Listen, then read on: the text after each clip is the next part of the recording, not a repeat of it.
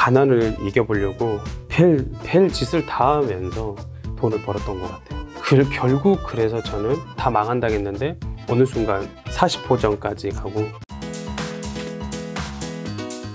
알겠습니다. 그러면 어쨌든 처음에 가나에서 벗어나고자 제가 알고 있기로 뭐 단돈 5만 원을 가지고 서울로 올라오셨다. 고향이 서울이 아니시죠? 네, 광주. 광주에서 서울로 몇 살 때 올라오신 건가요?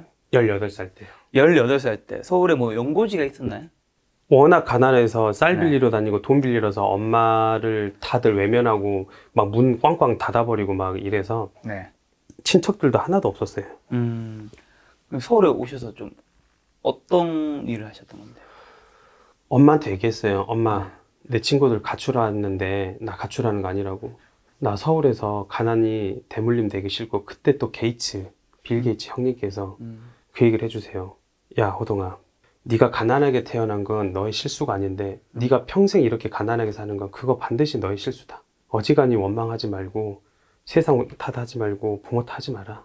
네 인생 네가 바꿔라. 부모가 여기까지 했으면 끝났다 이제. 바꿔라. 학교에서는 들러리 슬프니까 네가 하고 싶은 거, 좋아하는 거, 잘하는 거 찾아봐. 그러면서 제가 무작정 기차를 타고 정주영 그때 회장님이 소 팔아갖고 무작정 서울로 상경하셨더라고요. 네. 그런 위인이나 대단한 사람들의 천재들의 생각법을 배우고 무작정 저도 기차 타고 올랐거든요. 진짜 미친놈 같았어요. 지금 생각해보니까. 혹시 비둘기호 이런 거 아시죠? 기차가. 아, 비둘기요? 새마을호도 되게 오랜만에 말하는 것 같아요. 무궁화호. 네, 그러니까 그때 무궁화호 그런 걸 타고 한 5시간 타고 이제 올라갔는데 6시간 정도 탔던 것 같아요. 근데 무작정 63 빌딩이 보이는 거예요. 처음으로 봤어요. 텔레비에서 봤는데. 무조건 영등포 여기서 내렸죠. 저는 가면 일을 할 수 있을 줄 알았던 것 같아요.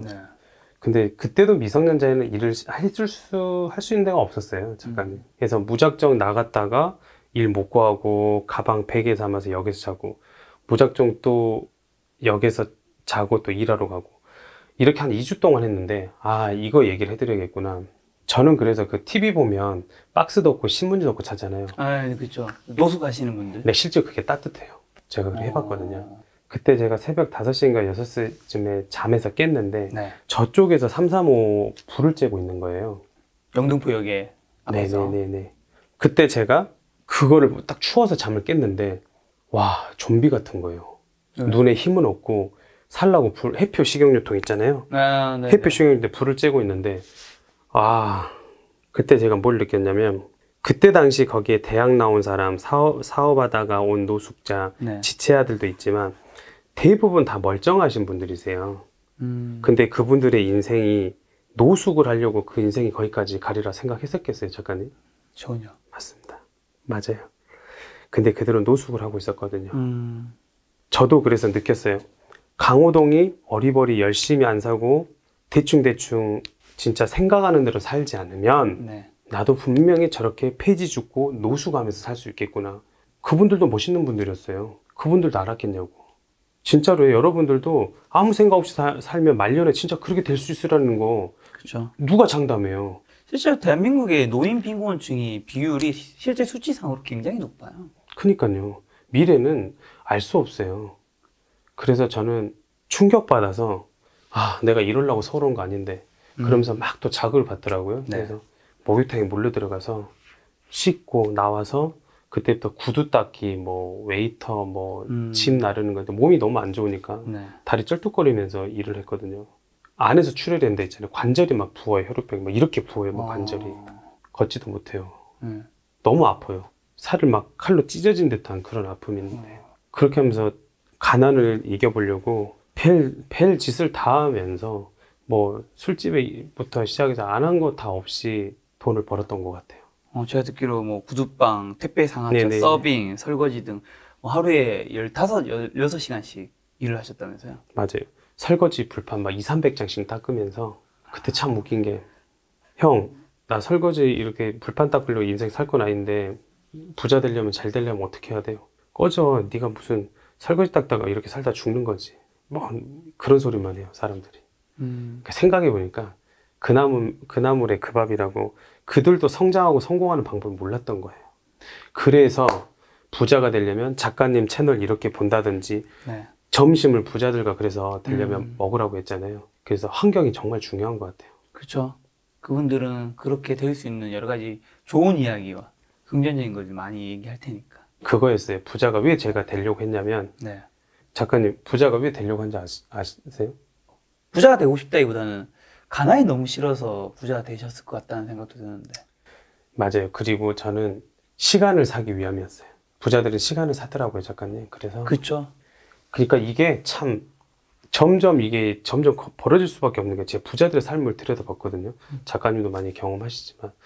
이들은 이 시간에, 그러니까 지금은 농경사회, 산업사회, 지식정보화사회, 이 지식정보화사회 오면서 정보가 돈이 되는 시대가 와버렸잖아요. 제가 옛날 책만 안 하고 김 작가님 이런 채널이 있었잖아요. 저는 부자가 되는 이 사다리가 엄청 더 빨라졌을 거예요. 빨리 갔을 거예요. 그래서 지금 이 지식과 정보가 돈이 되는데 부자들은 이게 정보에 더 능하잖아요. 시간이 많으니까. 진짜 부자들은 10시간씩 신문 이코노미 책 보고 뭐 다른 데서 뭐 폴 그레이엄이나 뭐 VC 투자자들 이런 거 정보 보고 이 정보를 하는 사람 누가 이기겠냐고요. 결국 타임 이스 골드라고 시간을 금같이 이용하는 사람이 더 부가 누릴 수 있는 게 맞더라고요. 그래서 저는 부자가 되고 싶었어요. 시간을 사기 위해서. 맞아요. 그럼 그렇게 어쨌든 처음에는 단순 아르바이트를 많이 하셨던 거죠? 그렇죠. 악착같이 네. 여기서 대부분 작가님 이거 중요한 질문인데 지금 여기 30대도 많이 있고 그렇잖아요. 대부분 요행만 바라니까 저는 안 그랬으면 좋겠어요. 개천에서 용일 나는 시대가 많이 올 수 있어요, 작가님. 네. 저 지방 출신이잖아요. 네네. 그 얘기도 해드릴 텐데 어떻게 제가 부동산 100억을 했겠어요. 단순 아르바이트 굉장히 많이 아, 하셨던 거잖아요. 네네. 그럼 그걸 몇 년 동안 하셨고 그걸로는 이제 돈을 어느 정도 버신 거고 넥스트는 뭘로 가신 건지. 저는 개천에서 용이 많이 나오는 시대가 됐으면 좋겠다라고 여기 온 거거든요, 작가님. 네. 그러니까 대부분 사람들이 뭐 비트코인이라든지 요행만 바라요. 네. 그게 나쁘다는 투자가 나쁜 게 아니에요. 투자는 좋아요. 투기가 나쁜 투기가 거라는 나쁜 거죠. 네, 전 투기를 얘기하는 거지. 근데 물론 투자도 좋구만 좋은 기업에 사랑에 빠져서 하는 것도 좋고 저는 사람들이 좀 더 본인이 맞다고 생각한 사람은 게으르다고 어느 한 선인이 얘기해 주셨는데 도대체 안 게을렀으면 좋겠어요. 나태하지 않고. 그러니까 생각은 다 많아. 원숭이가 아니니까. 네. 성공하는 방법 아예 주식 성공하는 전문가예요. 네. 그러니까 전문가가 되는 게 아니라 네. 실천가가 됐으면 좋겠어요. 저는 수영을 배우려면 물에 뛰어들어야 되잖아요. 책으로 배우는 게 아니라. 네. 좀 책으로 안 배웠으면 좋겠어. 똑똑해지면 수영 전문가가 되는 게 아니라 그냥 수영 실전가가 됐으면 좋겠어요. 네. 구슬도 서말이면 못하냐고. 글 좀 꿰매야지. 그거예요.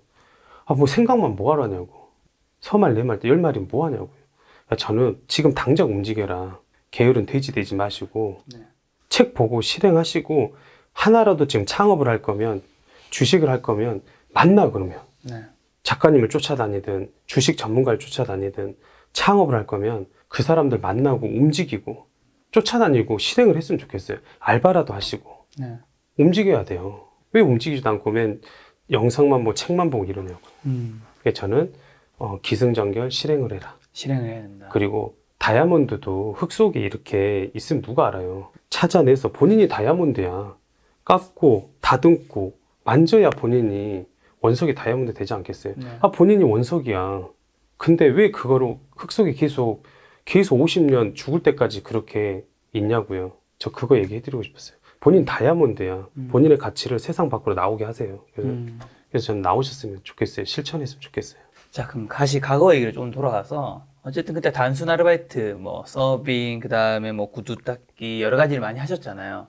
그럼 그런 단순 아르바이트를 몇 년 동안 하셨고 그리고 그걸로 돈을 어느 정도 모으셨고 그 다음 넥스트는 뭘 하셨는 건지. 재테크 전문 작가님이 혹시 돈을 일단 그렇죠. 궁금하시네요. 일단 여기서 뭔가 자본금을 모으셨을 테니까. 맞아요. 시드머니를 저는 만들려고 되게 고생 많이 했어요. 네. 시드머니를 만드는데 너무 힘든 거예요. 봄도 안 좋잖아요, 제가. 네. 1억 1천만 원까지 26살 때까지 모았는데 고시원 쪽방에 살면서 네. 통장에 있는 통장 찍히는 장판 속에 넣어놓는 이 밑에 숨겨놨거든요. 혹시라도 가져갈까봐 비밀번호가 있죠. 무서웠던 거예요. 계속 그거를 찍으면서 ATM기 찍으면서 그걸 보는 낙으로 살았어요. 저는 그때 수입보다 지출이 정말 중요하다는 걸 알아버렸어. 네. 결국 26살 때까지 1억 1천만 원을 모아서 네. 창업을 시작하게 됐죠. 어떤 거 창업하신 건가요? 레스토프, 그러니까 레스토랑하고 호프 뭐 섞인 말인가 봐. 네. 예, 레스토프에서 이런 데서 처음으로 창업을 했죠. 근데 여기가 또 순탄치 않았습니다. 제가 1억 1천만 원이면 네. 보증금이 3천만 원이었단 말이에요. 그럼 남은 건 8,500 갖고 인테리어하고 식자재하고 뭐 들어갈 필요가 너무 많아요. 그래서 경매받은 건물로 들어갔는데 너무 안 좋은 자리에 제가 들어갔었어요. 네. 근데 여기서 제 또 노하우가 나오는데, 그러면서 제가 혼자 자문자답이라는 생각을 제가 트레이닝을 잘 하잖아요. 네. 그때 고시원방에 살면서도 제가 26살 때까지 돈을 벌었던 과정에서 드림노트를 썼거든요. 네. 꿈꾸는 대로 이루어진다. 그리고 이미지 기법을 썼어요. 벤츠를 타고 그다음에 좋은 집에서 좋은 매장을 하고 네. 이런 것들을 늘 꿈꿨거든요. 근데 실제로 다 이루어지더라고요. 네. 그거 다 고전이잖아요. 근데 여기서도 마찬가지로 또 상상을 했어요. 근데 왜 상상하면 다 이루어진다고 하는데 나는 안 이루어져 라고 하는 거는, 그 차이는 간절함의 크기였던 것 같아요. 저는 간절했어요. 그래서 어떤 간절함이 있었냐면, 오픈을 했는데 손님이 하나도 안 오는 거예요. 상권이 2층이니까 저쪽 뒤쪽이고 건물도. 근데 누가 알아? 그때 인터넷도 없는데. 그런데 제가 전단지를 뿌리고 갔는데, 전단지를 1000장을 뿌렸는데 작가님 여기 오픈했습니다, 놀러 오세요, 이렇게 오세요 이렇게 했는데 안 오는 거예요. 받고 안 오죠. 대부분 이렇게 전단지를 받으면 네. 길거리 좀 어떻게 하세요? 맞아. 버리죠. 근데 제가 뭘 느꼈냐면, 또 B는 이렇게 주잖아요. 네. 그럼 갖고 다녀. 제가 따라다녔어. 네. 아, 이 사람 고마운 사람이네 네. 라고 생각했는데 아니었던 거예요. 이 사람은 이게 관심 있는 게 아니라 쓰레기를 버리기 못하니까 들고 다닌 거예요. 그렇죠. 그래서 제가 그때부터 뭘 알았냐면, 1000장, 2000장, 10,000장을 뿌리는 게 중요한 게 아니라 질이구나. 그래서 제가 전단지를 주면서 대화를 하기 시작했어요. 안녕하세요. 너무 멋지신 분이시네요. 얼굴 까만데 이게 더 잘 어울리세요. 이러면서 네. 제가 전단지를 주면서 대화를 하기 시작했어요. 뭐 하세요? 저리 가세요. 그러잖아요. 그래서 제가 그때 또 책을 보잖아요. 그래서 설득하는 방법, 심리학적 프로이드 책부터 다 본 거예요. 가방이 옆에 있으면 여자가 위축이 되니까 대화를 안 하려고. 그럼 반대로 가서 안녕하세요 그러면서 꼭 오세요. 여기 네. 술 드시죠? 술 엄청 잘 먹게 생기셨는데 못 먹어요. 그럼 안주 빠르시죠? 어떻게 알았어요? 막 이러면서 네. 얘기를 하면서 승강장 집까지 쫓아갔어요. 그러니까 이 사람들이 네, 한번 갈게요. 이름 뭐라고요? 뭐라겠지? 초콜릿이요. 다시 한번 물어봐. 이름 뭐예요? 네. 초콜릿. 그러니까 기억을 하는 거예요, 이제. 네네. 이러면서 이 사람들이 싫어도 막 제가 싸웠어요. 주면서 기어이 제 이름을 기억하게 만들었어요. 싸운 사람도 네. 됐어요, 가세요. 그러는데 그 다음날 오더라고요. 왜냐면 기분 나쁘게 나랑 싸운 건 아니거든. 기분 좋게 돌려보내드렸고 의도가 네. 나쁘지 않잖아요. 네네. 저 사람, 제가 얘기해요. 나 먹고 살려고 한다고. 나 다시 이거 망하면 네네. 꼭 도와주시라고. 그래서 감정으로 호소했어요. 저 엄마하고 혼자 사는데 나 이렇게 불쌍하게 다시 불판 닦으면서 나 이거 망하면 안 된다고. 이번에 오픈했어요. 좀 도와주시라고. 근데 그 눈빛이 가식이 아닌 진심이었기 때문에 다 와주시더라고요. 그래서 제가 10장을 해봤는데 거기서 3팀이 오더라고요. 네. 진짜 많이 온 건데. 그럼요. 저는 그때부터 알았어요. 유튜브에서도 이렇게 맨날 보는 것보다 네. 다 양보다 질이에요. 그 밀도 있고 고도화 시키는 게 중요하지. 네. 시간의 1만 시간의 법적 말콤 그 이야기도 있는데 투자만 해서 되는 건 아니에요. 좀 더 고도화 시키고 실행력 있고, 그리고 결국은 간절함의 크기. 네. 결국 그래서 저는 매출 500만 원 매장이 4천만 원까지 찍게 돼요. 얼마 만에요? 거의 뭐 한 4, 5개월 만에. 그래서 비가 오나 눈이 오나 그 사거리에 당시에 그 기억나시죠? 아웃백이나 이런 데 보면 막 배지 막 유행하죠. 네. 그 옷 입고 제가 그 거리에 가면 비가 오나 눈이 오나 강호동은 꼭 있어. 그리고 제가 장점주 하나 성실했어요. 네네. 작가님. 그래서 늘 인사드렸고, 그리고 얼굴 기억해주고, 길거리에 지나가서 안 온 사람도 내가 혹시 김 작가님 아니셨어요? 이름까지 알 정도예요. 안 오겠어요? 오죠. 술 먹을 일이 없으면 오죠, 그 동네 가면. 그러니까 마음의 문제예요. 사실 우리 길거리를 다니다 보면 그 전단지를 이제 주시는 분들이 계시잖아요. 사실 대부분들이 그 전단지를 이제 주는 거에 되게 좀 초점을 맞추잖아요. 그래서 오늘 뭐 100장, 10,000장. 근데 그게 아니라 한 장을 주더라도 이 사람을 오게 만드는 간절함을 가지고 좀 주시려고 하셨다라는 거잖아요. 그렇죠? 그럼요. 근데 또 여기서 제가 부정적인 사람 성공하려면, 성장하려면 부정을 일단 깨라고요. 네. 근데 여기서 또 부정적인 사람은 작가님 어떠냐면, 지금 코로나인데 그거 안 받잖아. 이런단 말이에요. 네. 그러니까 부정적인 사람은 핑계가 보여요. 하려고 하는 사람은 방법이 보인다고요. 그렇죠. 저는요, 최근에 오픈했는데 네. 위생장갑 끼고 했어요. 심지어는 그러면 집게 갖고요. 옛날에 신발 그 집게 있죠. 그런 집게 갖고 자 웃겨요. 방법이 보이잖아요. 이거 한 대 맞는 거예요. 어떻게든 하려고 하는 자세, 하려고 하면 보인다니까요. 방법을 찾는 자세가 중요하다. 그럼요. 그럼 그 맥주집이 굉장히 계속 잘 됐나요? 안 됐죠. 제가 이제 어린 나이에 성장을 하다 보니까 네. 이게 건방져지더라고. 네. 안 좋아했던 힘들었던 그 욕구들이 분출이 돼요. 네. 돈으로 분출되더라고. 여자친구하고 쓰러 다니고, 막 명품을 사준다든지, 차도 막 좋은 차 타고 다니고. 당시에 네. 그랜저 XG 아시죠? 네, 알죠. 비슷한 세대니까 너무 좋네. XG를 타고 다니고. 네.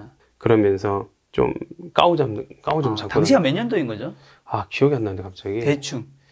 뭐, 15년 전이었으니까. 네, 한 2005년 정도. 그래, 막 그쯤이었다. 네, 그 당시에 그랜저는 사실 굉장히 좋은 차였습니다. 지금이 그랜저랑 느낌이 달라요.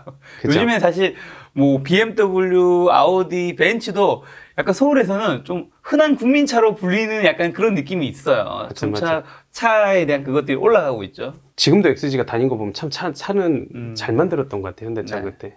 그래서 그때 취하셔서. 뭐 하고 다니냐면 제가 사람들한테 너 없어도 돼? 나 관리자가 200 얼마씩 주는데 나처럼 일을 잘해. 나 없어도 돼. 근데 그거 아세요, 작가님? 작가님 공감하실 거예요. 일을 하면 테이블에서 이 더러운 거를 나만 보이지 일반 직원이나 관리자는 안 보여요. 뭐 편집하실 때나 영상도 마찬가지로 나처럼 잘할 수 있는 사람은 없어요. 사장과 직원이 마음이 같을 수는 없죠. 근데 완전. 저는 될 거라고 생각을 한 거예요. 그러면서 뭐 놀러 다니고 여행 다니고 점점 손님은 떠나게 되고. 네. 그래서 장사하시고 예비 창업자분들은 저는 꼭 얘기하는데 사업으로 가기까지는 본인이 집중하셔야 돼요.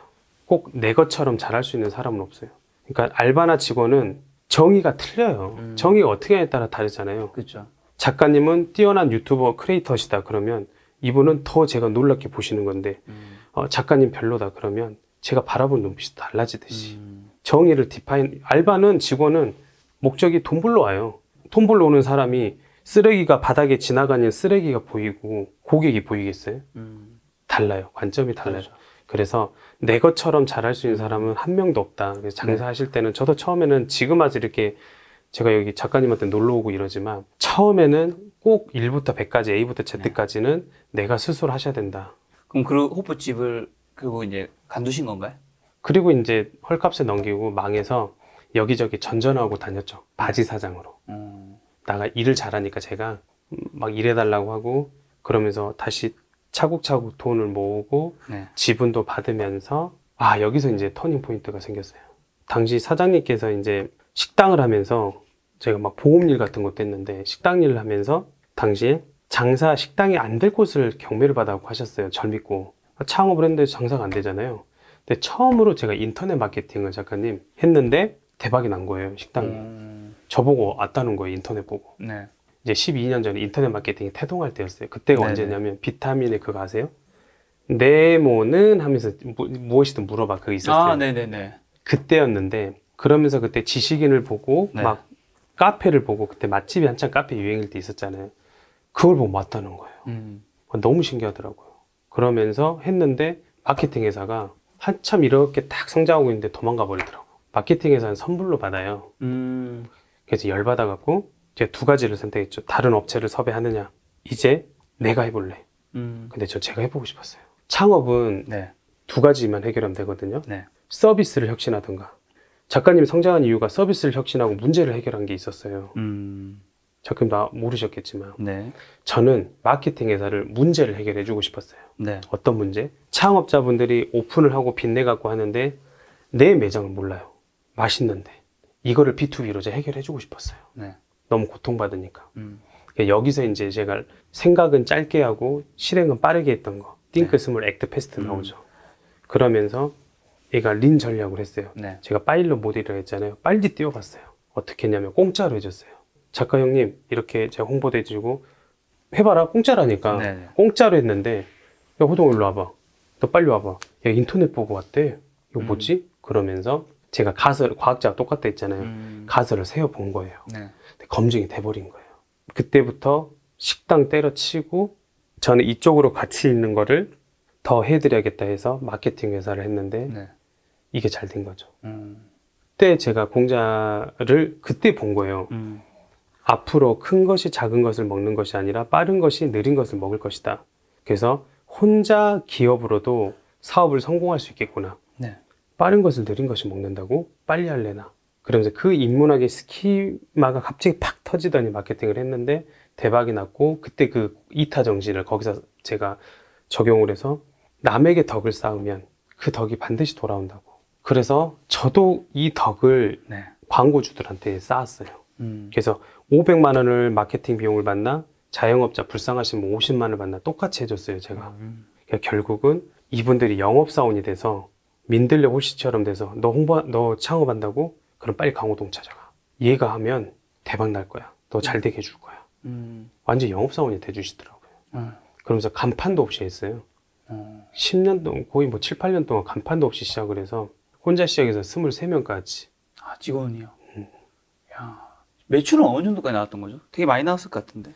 컨설팅 일이라 매출은 네. 많이 안 나왔어요. 한 30억 정도 월에 막 그렇게 했던 것 같아요. 그럼 그걸 하다가 지금은 사실 그 일을 안 하고 계신 거죠? 네, 지금은 뭐 저희 일만 하죠. 네. 지금은 다른 뭐 브런치 카페라든가 타르트를 전문하시는데 그쵸. 어쩌다가 디저트 사업을 하게 되신 건가요? 아, 여기서 정말 샤오미 회장이 그 말을 해요. 돼지도 네. 태풍 앞에 서면 날 수 있다고. 그래서 제가 게으른 돼지 되지 말라고 구독자분들한테 말하는 거예요. 네. 보지만 말고 실행하라고. 네. 근데 제가 또 한 번 실행을 했죠. 네. 실행을 뭘 했냐면, 이게 컨설팅 일을 해보니까 제가 몸이 아파도 나와서 일을 하는 걸 목격을 하게 되더라고, 제 자신한테. 아, 그래서 직원들 월급 주려고 일하는구나 하고 너무 회의감이 들더라고요. 책을 왜 그래서 많이 봐야 되냐면, 이때 스키마에서 제가 3년 전에, 2년 전에 봤던 디저트 책을 네. 여기서 탁 떠오르는 거예요. 직관력이 탁 생기는 게, 제가 좋아하는 카카오톡 김범수 의장님, 그 관점을 디자인하라 박용희 이사님. 네, 제 고문이시거든요. 저희 라라브레드. 네. 근데 이분이 그 얘기를 해주세요. 뛰어난 직관력은 경험과 체험에서 나온다고. 절대 책상에서 안 나온다고. 근데 직관이 제가 그러면서 커지더라고요. 네. 어떤 직관이 생겼냐면, 당시 제가 홍콩 혹시 가보셨어요? 네네, 가봤죠. 에그타르트 먹어본 적 있으시죠? 네, 먹어봤죠. 그 유명한 데가 한 두 군데 정도 있잖아요. 타이청 베이커리라고 있어요. 네. 근데 거기서 제가 줄 서서 먹었거든요. 외국인들하고 끼어서 막 먹었는데 짜증나더라고. 막 더워 죽겠는데, 습하잖아, 또 홍콩. 아, 맞아. 근데도 와이프가 사달라니까 먹었는데, 그리고 맛있네요. 끝났어요. 네. 근데 그때 거기서 에그타르트를 전문점을 해볼까라는 아이디어가 나온 거예요. 또 그때 책에서 뭐 얘기가 나왔냐면, 모든 사업에는 사이클 있잖아요. 그쵸. 도입기, 성장기, 성숙기, 쇠퇴기. 네. 김 작가의 채널은 지금 성장기죠. 네네. 근데 그때 당시 커피 시장이, 스타벅스가 1999년쯤 1호점을 시작으로 많이 뛰었다가 이제 성숙기까지 올라온 거예요. 네. 스테이하고 커피 시장이 5조로 딱 스테이하고 누워있더라고요. 정체가 돼 있었어요. 그러면서 디저트가 태동할 시기였어요. 그러면서 스벅이 투썸 플레이스가 디저트를 강화를 하더라고요. 그걸 제가 목격을 한 거예요. 네. 디저트다. 디저트 시장 들어가야겠다. 근데 너무 두려웠어요. 전 빵을 할 줄 모르고 단 것도 싫어하거든요. 네. 디저트도 안 좋아해요. 에그타르트는 진짜 단 건데. 단 걸 안 좋아해요. 네. 근데 시장을 보고 들어간 거예요. 제가 여기서 또 중요한 거는 시장이, 아, 이거 저만의 노하우인데. 말씀해 주세요, 빨리.